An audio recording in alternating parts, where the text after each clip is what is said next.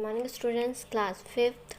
हमने पढ़ा था कि महात्मा जी बोलते हैं कि जो ये भूमि बोलेगी वह तुम मान लोगे। तब दोनों भाई बोलते हैं कि हाँ मैं मान लूँगा, हम मान लेंगे। तब वह कान लगाकर कुछ सुनने की कोशिश करते हैं, जैसे कि भूमि कुछ कह रही हो। वे कहते हैं कि भूमि कह रही है कि इन पर अधिकार किसी का नहीं है, ये तो फालतू ही झगड़ा कर रहे हैं। महात्मा जी की बात सुनकर दोनों भाई शर्म से लाल हो गए और उनके चरणों पर गिरकर उनसे माफ़ी मांगने लगे। और फिर महात्मा जी ने कहा कि बड़े बड़े छत्रपति भी क्या लेकर चले गए हैं, आए हैं, उनके पास बहुत पैसा था, परंतु साथ में कुछ भी नहीं लेके गए हैं। जैसे कि खाली हाथ संसार में आए थे, वैसे ही वे खाली हाथ संसार से चले गए हैं। आगे तुम लोग भूमि के इस छोटे से टुकड़े के लिए झगड़ा करके अपने अनमोल जीवन को नष्ट करने पर क्यों तुले हुए हो। ये भूमि ना तुम्हारी है और ना तुम्हारी ही बनेगी।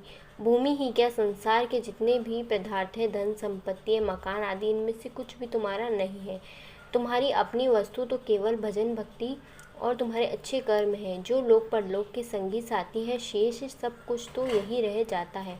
अतएव आपस में लड़ने झगड़ने और मनुष्य जन्म के मूल्यवान समय को व्यर्थ नष्ट करने की अपेक्षा जीवन को अच्छे कर्मों और नाम सुमिरन में लगाओ, ताकि तुम्हारा लोक परलोक संवर जाए।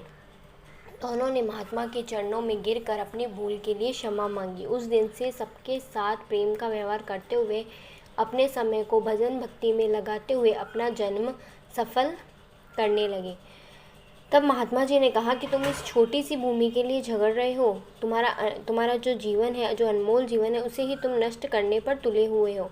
ये ना भूमि तुम्हारी थी और ना ही तुम्हारी कभी बनेगी।